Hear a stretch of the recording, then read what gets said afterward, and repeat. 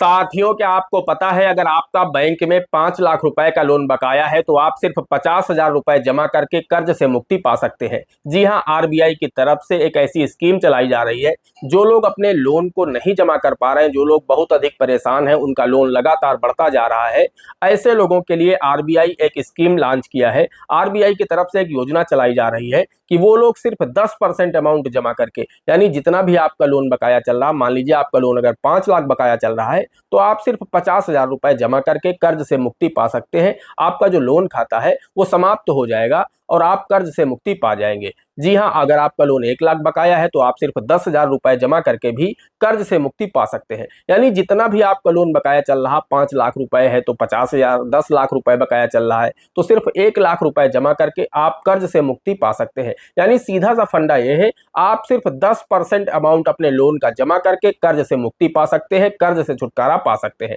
यानी आप लगातार बैंक के रिकवरी एजेंट से परेशान हैं, बैंक आपको नोटिस भेज रहा, बैंक की तरफ से आपको कॉल आ रही है, आप मानसिक रूप से बहुत अधिक परेशान हो चुके हैं, आप सोच रहे हैं कि हम लोन देना चाहते हैं लेकिन हमारे पास पैसा नहीं तो हम अदा कैसे करेंगे, ऐसे में बैंक हमारी संपत्ति को नीलाम न कर दे, तो आज का यह वीडियो आपके लिए बहुत ही महत्वपूर्ण होने वाला है। आपको इस वीडियो में पता चलने वाला है कि किस तरह से आप लोग सिर्फ 10% बकाया राशि का जमा करके कर्ज से मुक्ति पा सकते हैं। बैंक वाले आपका पीछा छोड़ देंगे, आपका जो लोन अकाउंट है वो समाप्त हो जाएगा। तो आइए जानते हैं इस वीडियो में कि किन किन लोगों को ये बेनिफिट मिल सकता है, कैसे आपको आवेदन करना है, कहां पर करना है, कब करना है, किन किन लोगों को इसका बेनिफिट मिल सकता है, आप इसका कैसे बेनिफिट उठा सकते हैं और 10% अमाउंट जमा करके कैसे आप कर्ज से राहत पा सकते हैं, कर्ज से छुटकारा पा सकते हैं। आइए वीडियो में आगे बढ़ते हैं, आपको विस्तार से पूरी जानकारी देते हैं। लेकिन उससे पहले आप सभी लोगों से मेरी एक छोटी सी रिक्वेस्ट हमेशा रहती है, चैनल पर नए हैं, पहली बार आए हैं, इसी तरह के वीडियो आगे भी देखना चाहते हैं तो हमारे इस channel A to Z banking information को सब्सक्राइब करके साथ में बेल आइकन को जरूर प्रेस कर लीजिएगा, ताकि जैसे हम इस तरह का कोई भी दूसरा वीडियो अपलोड करें तो उसका नोटिफिकेशन आपको सबसे पहले मिले। नमस्कार दोस्तों, मेरा नाम है दीपक शुक्ला, आप देख रहे हैं हमारे यूट्यूब चैनल। आइए आज के इस शानदार वीडियो को शुरू कर लेते हैं। दोस्तों, आप सभी को पता है आज के समय में लोग बहुत ज्यादा लोन ले रहे हैं। लोग एक लोन खत्म नहीं कर पाते हैं, दूसरा लोन ले लेते हैं और उसके बाद लोन उनका इतना बढ़ता जाता है कि फिर ईएमआई पे करना मुश्किल हो जाता है।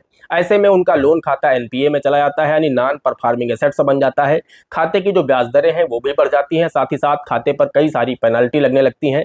बैंक आपको के घर रिकवरी एजेंट भेजता है, आपको नोटिस भेजता है, आपको कॉल की जाती है, आप मानसिक रूप से बहुत अधिक परेशान होने लगते हैं, साथ ही समाज में भी आपकी इज्जत खराब होने लगती है। कभी कभी बैंक में आपके नाम की नोटिस चस्पा कर दी जाती है कि ये बैंक के बकायेदार हैं, उस स्थिति में आपकी सामाजिक इज्जत भी खराब होती है। तो ऐसे में आप किस तरह से सिर्फ 10% अमाउंट जमा करके छुटकारा पा सकते हैं लोन अमाउंट का। अब मान के चलिए अगर आपका 6 लाख रुपए का लोन बकाया चल रहा है तो आप सिर्फ उसका 10% यानी 60,000 रुपए जमा करके कर्ज से राहत पा जाएंगे। तो प्रोसेस जानने के लिए बने रहिए इस वीडियो में अंत तक, हम आपको डिटेल से पूरी जानकारी देने वाले हैं कि आप कैसे इस लोन से छुटकारा पा सकते हैं।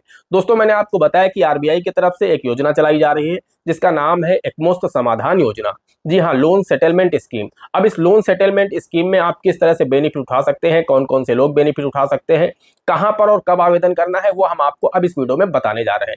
दोस्तों, सबसे पहले आपको यह समझना होगा कि लोन की दो तरह की कैटेगरी होती है। जी हाँ दोस्तों, एक कैटेगरी में आता है सिक्योर लोन और दूसरी कैटेगरी में आता है अनसिक्योर लोन।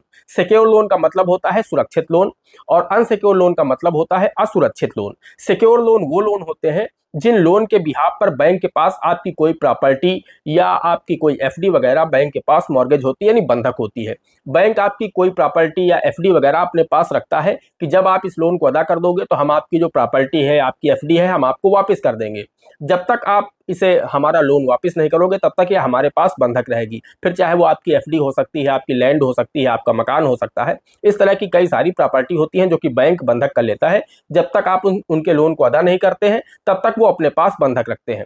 अब दोस्तों, इसमें जो लोन आते हैं जैसे कि केसीसी लोन हो गया, आप सभी को पता है जब आप किसान क्रेडिट कार्ड केसीसी लोन लेते हैं तो किसान की जो जमीन है बैंक के पास बंधक हो जाती है, या फिर आप होम लोन लेते हैं तो आपका जो मकान है वो बैंक के पास गिरवी हो जाता है।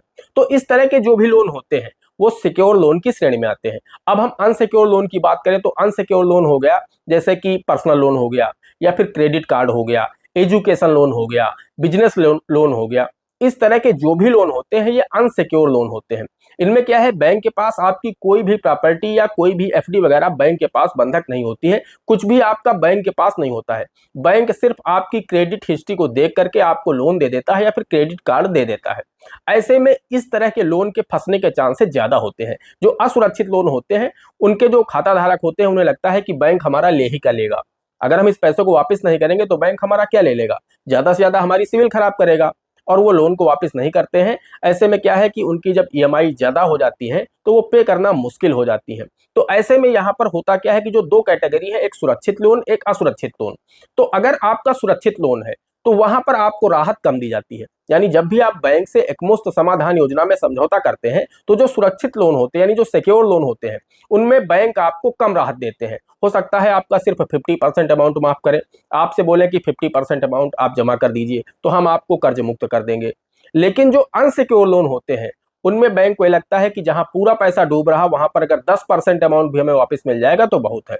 पहले तो बैंक प्रयास करता है, 50% आपसे बोलता है, 30% बोलता है, 20% बोलता है, और कभी कभी ये हर केस में नहीं होता है, ये किसी किसी रेयर केस में होता है कि आपका जो समझौता है, जैसे क्रेडिट कार्ड हो गया, बिल्कुल अनसिक्योर लोन होता है। अब किसी व्यक्ति के ऊपर क्रेडिट कार्ड का बिल बकाया है लाखों के हिसाब से, तो वहां पर बैंक क्या करेंगे कि सोचते हैं अगर मान लीजिए 1 लाख रुपए क्रेडिट कार्ड का बिल बकाया चल रहा है, बैंक के पास कुछ भी उनका गिरवी नहीं है, ऐसे में बैंक ये सोचता है कि 10,000 20,000 जो भी वापस मिल जाए वो ही हमारे लिए बड़ी बात होगी, जहां पूरा पैसा मर रहा है वहां पर 10-20 हजार ही मुझे वापस मिल जाए। तो वहां पर होता क्या है कि जो क्रेडिट कार्ड धारक होता है वो 10% या 20% अमाउंट पर बैंक से समझौता कर लेता है और अमाउंट जमा करके कर्ज से राहत पा जाता है। उसके घर पर रिकवरी एजेंट आने बंद हो जाते हैं, बैंक की तरफ से कॉल नोटिस आना बंद हो जाती है।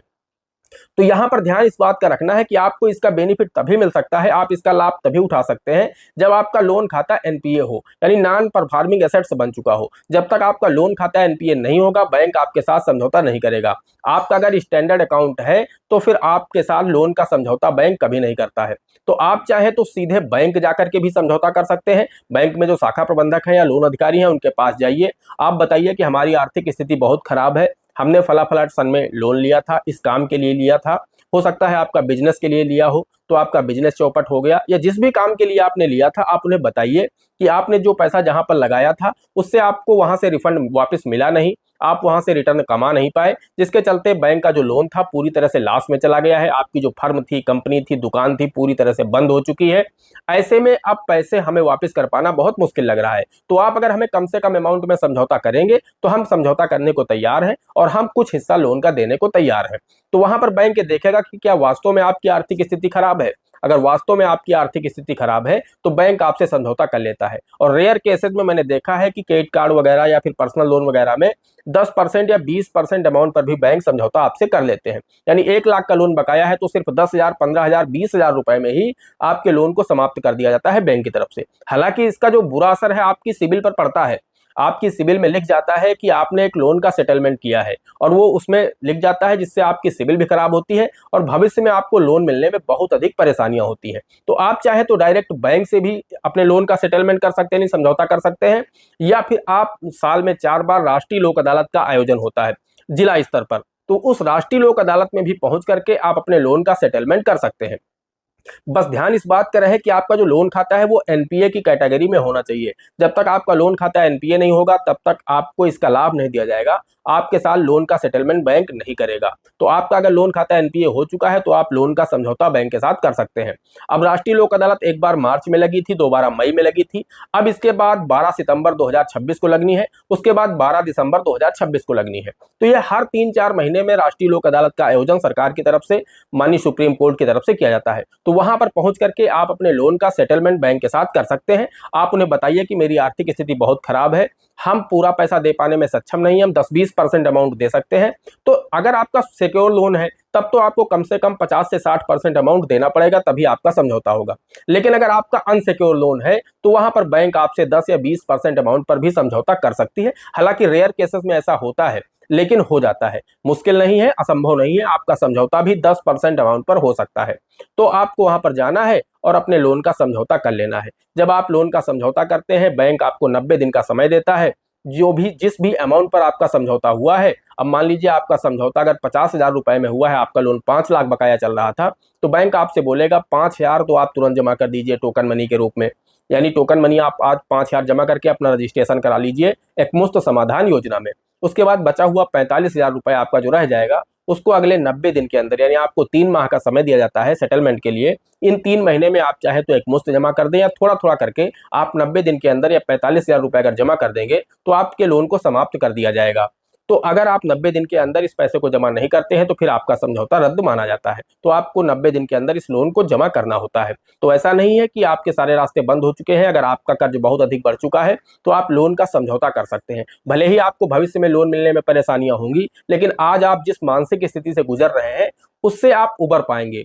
आप कुल मिलाकर के लोन से मुक्ति पा जाएंगे। तो फिर भविष्य में आपको लोन लेना है नहीं लेना है, मिलेगा नहीं मिलेगा, वो सब अलग बातें हैं।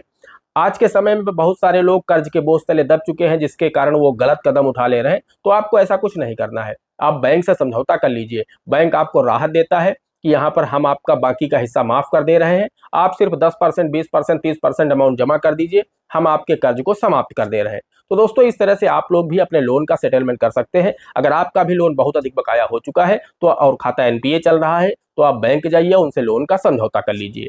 दोस्तों आशा करते हैं आपको वीडियो पसंद आया होगा। अगर वीडियो पसंद आया है एक लाइक कर देना। चैनल पर नए हैं, पहली बार आए हैं, इसी तरह के वीडियो आगे भी देखना चाहते हैं तो हमारे इस channel A to Z banking information को सब्सक्राइब करके साथ में बेल आइकन को जरूर प्रेस कर लीजिएगा, ताकि जैसे हम इस तरह का कोई भी दूसरा वीडियो अपलोड करें तो उसका नोटिफिकेशन आपको सबसे पहले मिले। दोस्तों आज की वीडियो में इतना ही। मिलते हैं अगले वीडियो में किसी अगले इंटरेस्टिंग टॉपिक के साथ। तब तक के लिए जय हिंद, जय भारत।